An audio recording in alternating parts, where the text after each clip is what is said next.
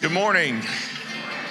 Oh, we're glad to be here today in the middle of summer, and our young people are getting ready to go to what we have been calling camp.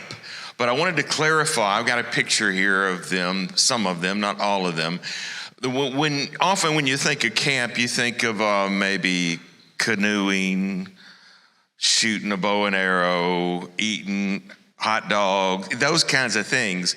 Well, these kids are going to do something that this group of young people has never done. They're going to do a mission trip. They're going to go and serve people that they don't know and help them with some small construction projects. They're going to put in a handicap ramp and some other things.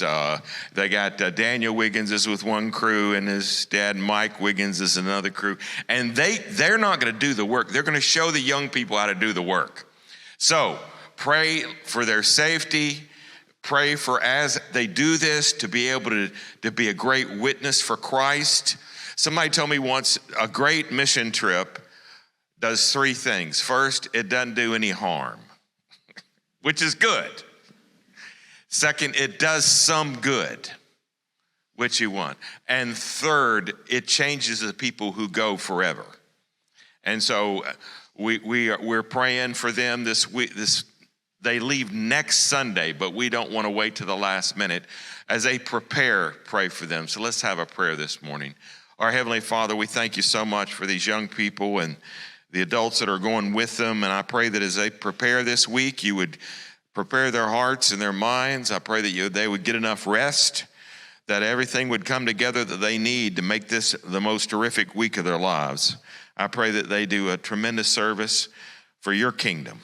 Thank you for those who are going. I pray that you be with all the young people in this whole trip from different churches that are coming together to do this work. Be with them and bless them. In Christ's name, God's people said, amen.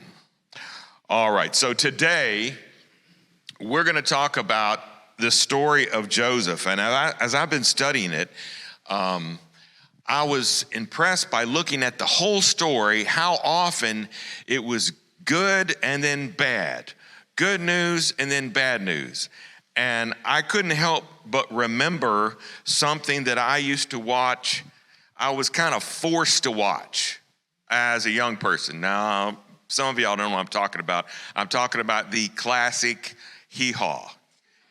Okay, Saturday nights, I had to watch, and one of the two people I watched was these two guys, Archie Campbell and Roy Clark. Archie would give him a haircut and tell stories like Cinderella and Rendercella and stuff. Anyway, this was a certain level of comedy. I mean, there was one guy in the show that was named Junior Samples.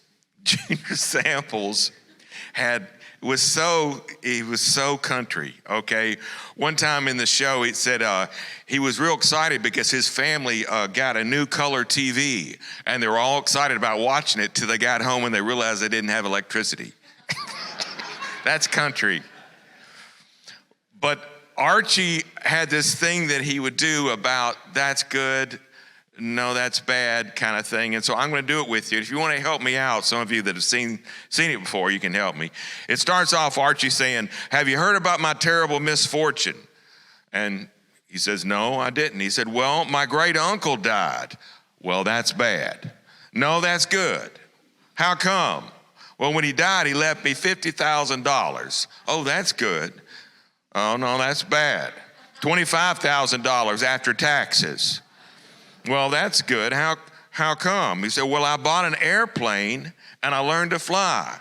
He said, well, that's good. No, that's bad. How come? Well, I was flying upside down and I fell out of the darn thing. Oh, that's bad. No, that's good. How come? Well, I looked down under me and there was this great, I had a parachute. He said, well, that's good. He said, no, that's bad because I looked down under me and there was a haystack. He said, well, that's good. He said, no, that's bad. There was a pitchfork sticking right out in the middle of the haystack. He said, that's bad. He said, no, that's good. I missed the pitchfork. He said, well, that's good. He said, no, that's bad. I missed the haystack too. And you notice a few minutes, the ambulance came and took me to the hospital. We said, well, that's good. No, that's bad. How come? Well, the hospital, I was there a little while, this pretty little thing taking care of me. And I took a turn for the nurse. It was pretty bad. This is hee-haw. I fell in love with the nurse. He said, that's good. No, that's bad. How come? Well, my wife came one day and caught me kissing the nurse. That's bad. No, that's good. How come? She said, well, if that's the way you're going to act, then you can have that pretty nurse. I'm going to pack my clothes and go home to mama. And he said, that's good. He said, yeah, that's very good. Okay, Archie was he was a rough character. But I got to thinking about this story, and it's kind of got the same thing. I mean, think about it for a minute. So Joseph had a daddy that loved him and gave him a beautiful, colorful coat. What are you supposed to say? That's good. No, that's bad. His brothers hate his guts, and they actually throw him in a ditch and sell him off as a slave. And you say, well, that's bad. No, that's good, because he got into Potiphar's house, who was a high-ranking, wealthy official, and Potiphar really likes him, and he makes him the head of everything in his house, and that's good. No, that's bad. Potiphar's wife was attracted to him and tries to seduce him, and that's very bad. Well, no, that's good, because he resists her advances, and he doesn't give into it. You say, well, that's good.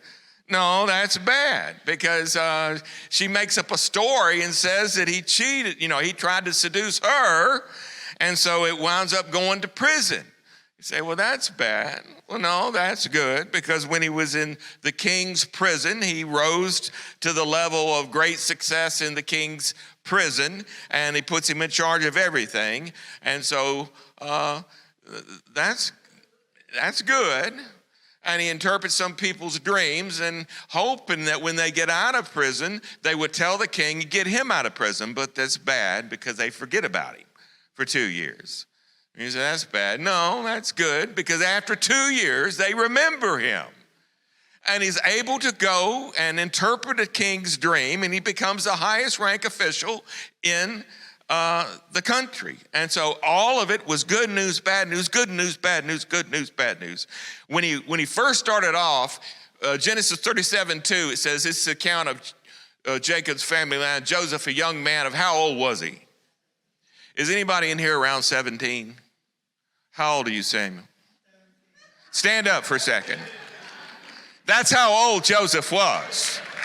17 years old when this first happened. And how old was he when he became the head of the Egyptian court? About 28. 28. So he lost the end of his teenage years. He lost all of his 20s just about before it worked out. And how many times in your life and my life you've had something bad happen and you just think, oh man, how could that possibly happen? I mean, look at this story. It says in the beginning, Joseph was tending the flocks with his brothers, the sons of Bilhah and the sons of Zilpah, his father's wives. And he brought their father a bad report about his brothers, which is not good. Didn't make him very popular. And now Israel, which is dad, loved Joseph more than any of the other sons because he had been born to him in his old age. And he made him an ornate robe for him. And his brothers saw that their father loved him more than any of them. They hated him, could not speak a kind word to him. Dysfunctional family. Now, as we're going to look at this story, I want to look at the crossroads that Joseph faced in his life, because I say 3, I think I'm going to have 4, okay? But in your life and my life, there is going to be options for us. You're going to have times in your life when you could go one way or another, depends on how things work out. And so I want to look at how Joseph handled these, and hopefully it'll inspire us some. First crossroads. When life doesn't turn out like you planned, do you quit? We look at Joseph as a spectacular success. but he went through a lot of problems, a lot of failures. His brothers hated his guts. They were going to kill him. They threw him down into a pit. One of them was going to try to save him. But they see this caravan come by of slave traders. And so one of them said, well, let's just not kill him. Let's make some money off of him. And so they sell him into slavery. And so he gets taken as a slave. So he goes from being in a great household, being his daddy's favorite, to being sold into slavery. Can you imagine how tough that would be for somebody? From having a great life to having an absolutely miserable life. In Genesis 39, though, look how Joseph handled it. Verse 1, Joseph been taken down to Egypt. Maybe he has walked through the desert. We don't know. It's a long ways in the caravan. And Potiphar, an Egyptian who was one of Pharaoh's officials. He was the captain of the guard. Pretty high official, but he's also like a military guy, okay? He's like the Marine bought you as a slave. And they bought him from the Ishmaelites who had taken him there. But the Lord was with Joseph, so he prospered. And he lived in the house of the Egyptian master. And when his master saw that the Lord was with him and that the Lord gave him success in everything he did. And so you would see that Joseph is doing things. Joseph didn't just give up. He's 17 years old. He could have just said, I want my mama, and just gave up. But he didn't quit. He refused to quit. He kept doing things. And when his master saw that the Lord was with him and that the Lord gave him success in every did, Joseph found favor in his eyes, and he became his attendant, chief of the house. Potiphar put him in charge of the household. He entrusted his care to everything he owned from the time he put him in charge of his household and all that he owned. And the Lord blessed the household of the Egyptian because of Joseph. And the blessing of the Lord was on everything Potiphar had, both in the house and in the field. Potiphar left everything he had in Joseph's care with Joseph in charge. He didn't even concern himself with anything except the food he ate. All he worried about was where he was going to go eat lunch, Was he going to go to New York Deli or the cheese shop? He's trying to decide. That's all he had to worry about. And maybe he said that because the Jewish people ate different. Maybe he didn't want him doing the food. I don't know. But I do know that this young man rose to the challenge. And you're going to have challenges, and you already have, and you're going to have more. And when you have challenges, are you going to quit? Joseph faced those challenges and grew him up, and I think it probably developed him into the man God needed at the time and the place in his life. There was a plan behind all of it. And maybe in your life you're thinking, well, why did this happen? How could this happen? It's just not fair. Well, you just don't understand the whole situation. Joseph didn't quit. And then it has one little tidbit about Joseph. It says Joseph was well built and handsome. And some of us know what a challenge that is, don't we? No. Anyway, when he walked into the room, the girls turned their heads. Okay, and noticed him. And he has another challenge. This happens sometimes when you succeed. When you succeed, this may happen, this crossroad in your life. When life doesn't turn out your plan, do you give in to temptation? When something happens and you're successful in what happened, sometimes you can get a little prideful. And because of that pridefulness, it can be a great temptation for you. Here was Joseph's temptation. After a while, his master's wife, Potiphar's wife, took notice of Joseph and said, come to bed with me. In Hebrew, it's two words. Lie with me. Very direct. Gosh, this woman very direct. This is not a G-rated story.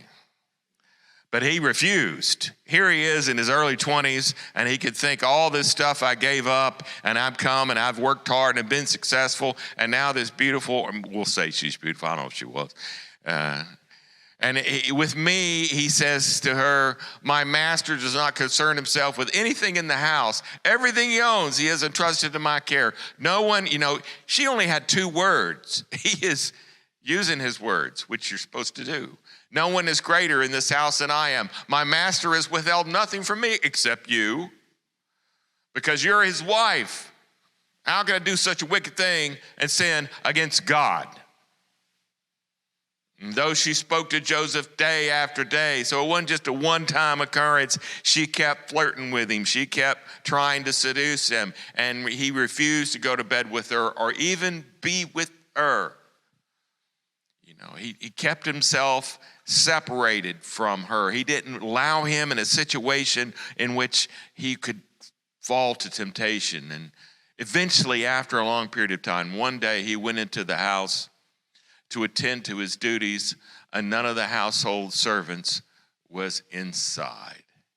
And she caught him by his cloak and said, this was aggressive to the next level, come to bed with me. And he left his cloak or his coat in her hand and ran out of the house. Joseph didn't have very good luck with his coats. He kept losing them. And she tore his coat, and when she saw that he had left his cloak in her hand and had run out of the house, she probably thought, oh gosh, this looks terrible. And she came up with this last second explanation. She called her household servants and said, look, she said to them, this Hebrew, doesn't call him his name, has been brought to us to make sport of us. He came in here to sleep with me, but I screamed. By the way, if I had NCIS or somebody check into this story, it doesn't say anything about the scream happening. She tried to have her way with him, and then he ran out of the room. It doesn't say she was screaming. She didn't scream till after he ran out of the room. So anyway, that just bothered me. When he heard me scream for help, he left his cloak beside me and ran out of the house, right. And she kept his cloak beside her until his master came home. And then when his master came home, you notice she kind of blames her husband. She told him this story, that Hebrew slave, you brought us to me to make sport of me. But as soon as I screamed, there's a lot of screaming going on. There wasn't much when it happened. When I screamed for help, he left his cloak beside me and ran out of the house. Now, you would think his master would say, okay, I kind of know who you are, and I'm not really going to believe this. But as soon as that didn't happen, as the master heard the story, his wife told him, saying, this is how your slave treats me. He burned with anger, so he believed her. And so Joseph, good news, bad news, good news, bad news. Joseph's master took him and put him in prison, an Egyptian prison, the place where the king's prisoners were confined. And so the second crossroads is temptation. And sometimes temptation, ironically, comes when you're successful. I've noticed something, and I'm going to be frank, sorry. Sometimes when I have a real good sermon at night, on Sunday night, I don't know why, but I feel like I'm more tempted to watch things on TV I shouldn't watch. I'm human. And I think that's because when you think you're doing good, that's when you think, okay, I'm doing good now. And that's when you're weak. That's when you can be tempted. Don't ever think that you're above temptation, that you cannot be tempted. But Joseph resisted temptation. He is such a great guy because the Lord blessed him and gave him strength. He was sold into slavery. He looked at a terrible situation. He worked really hard and rose up. Don't know how many years is with Potiphar, but probably a few years to rise up in rank to the head of the household. Then he's faced with this temptation as a 20-something whose hormones are raging, and he resisted. And yet, even though he does the right thing, then he's condemned and he's put in prison. So, third crossroads. When life doesn't turn out like you planned, do you lose compassion for others? This is very easy to happen. I mean, you think about it, Joseph resisted temptation, but then he's thrown in prison. How would you feel about that one? Falsely accused, put in prison, and you didn't do anything. In fact, you did the right thing, and you're in prison. And when you get in that situation, I think it would be really easy to say, it's not fair, I forget it, I'm out. I'm not doing anything else. I'm just going to serve my time. I'm fed up. But look at the story, Genesis 40, 1-6. Sometime later, the cupbearer and the baker of the king of Egypt offered their master, the king of Egypt, offended their master, the king of Egypt. Sorry about that. And Pharaoh was angry with the two officials, the cupbearer and the baker. And so he put them in the custody of the house of the captain of the guard, the same prison, Joseph, because there's a plan going on. The captain of the guard assigned them to Joseph, and he attended them. Okay, now here he is. He's been put in prison, and we're not reading the whole story, but in prison he succeeds. In prison, he rises up as a prisoner, to be a model prisoner, and to be one of the right-hand men of the chief captain of the guards. Okay, and so they put him in prison, but he's very successful, and they bring him these two men who are assigned to him, these prisoners. And after they've been in custody for some time, each of the two men, the cupbearer and the baker of the king of Egypt, who were being held in prison, they had a dream the same night. And each dream had a meaning of its own. And when Joseph came to them the next morning, he saw that they were dejected. Now, what does he care? He didn't know those people. But he asked Pharaoh's officials who were in custody with them, why do you look so sad today? I mean, sometimes when you have bad things happen to you, do you turn inward? I mean, it's normal. You turn inward and you feel sorry for yourself. You say, oh, it's not fair that happened, and it's not right that it happened to me. And because of that, you're desensitized to anything going on around you. You don't notice it that somebody else is struggling. This is a crossroads you face. And this is what Joseph had. He had these two guys, and they looked very dejected. Well, they're dejected because the king threw them in prison. Of course they're dejected. But he is sensitive to them enough that there's a different kind of dejection that they feel or they're experiencing, rejection. And so he asked them, why do y'all look so sad today? We both had dreams, they answered, but there's no one to interpret them. And Joseph said to them, does not interpretations belong to God? Tell me your dreams. They tell him his dreams. He tells them what's going to happen. One guy is going to have a good result. One guy gets his head chopped off. Bad result. The guy that had good result gets out of prison. He's released. And you would think, Joseph asked, only thing I ask you to do is after you get out, remember me. He gets out, he forgets him. 2 years. Time after time after time in Joseph's life, he does the right thing and he seems to get shafted. But all of it is because God is training him. And so the fourth one, which is really the main one, when life doesn't turn out like you planned, do you trust God? This morning, do you trust God? Maybe something hasn't happened like you wanted to happen. Maybe your education, or maybe your marriage hadn't been like you wanted, or maybe where you live, or maybe your relationship with your children, or something. Maybe something hadn't turned out like you thought it was going to turn out, but do you still trust God? Joseph did. Even though he went through all that, he still trusted him. You know, there's this great verse, Paul, who went through some terrible experiences, in his life. It was a terrific success. He wrote this. And we know that in all things, God works for the good of those who love him, who've been called according to his purpose. Do you internalize that? That God was working behind the scenes, perhaps to take Joseph's pride away, perhaps to develop him as a leader, first in Potiphar's household, then in the jail, and then eventually he becomes, when he's released 2 years later, the king has a dream. And so the story goes that Joseph is called on by the guy that was released to come and interpret the dream for the king. And he does. And because of that, he has this plan to save Egypt after 7 years of abundance. There'll be 7 years of famine, and Joseph has a plan. So the king of Egypt puts him in charge of the plan, 28 years old, in charge of Egypt. Only person higher is the Pharaoh. And he becomes a great success. And after 7 years, he makes a plan. He saves a lot of grain. Then 7 years of famine. Now, not only is he saving the whole nation of Egypt, but his family comes to visit, All those that years ago heard him show up on his doorstep, and he kind of, slowly reveals himself over time.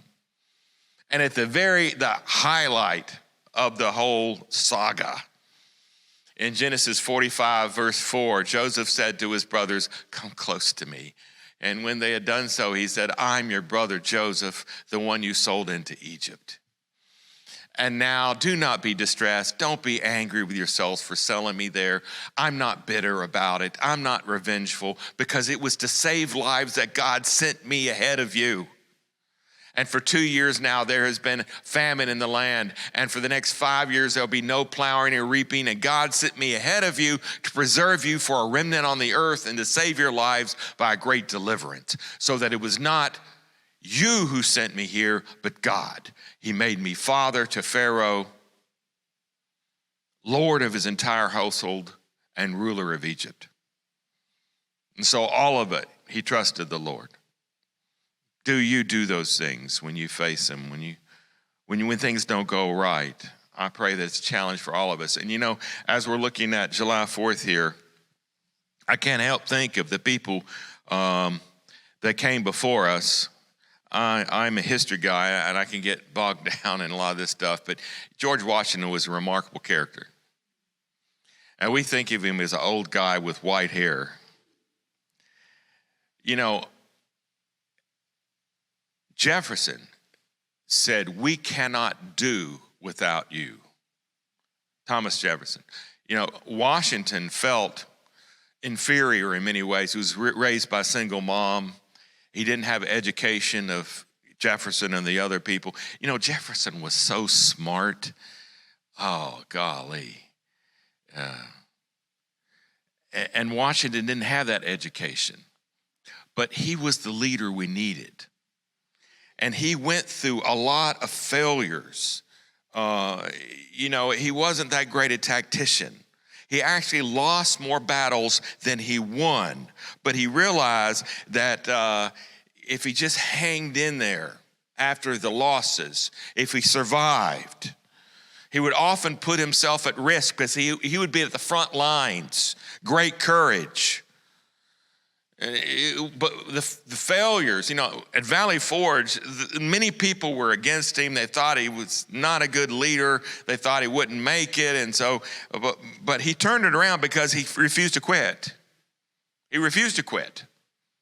And people look at him today, and we've put him on Mount Rushmore, and we made him an icon, but he was a human being.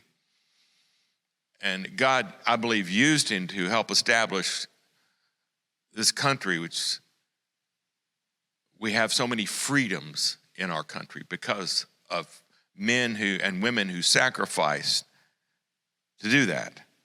I don't know where you are in your life, and maybe you're thinking, boy, I just wish that hadn't happened. That hadn't happened. This I'm going through now doesn't seem fair. Listen, you don't know. You don't understand the scope of things. You don't know why God might be doing things behind the scenes to put in your life.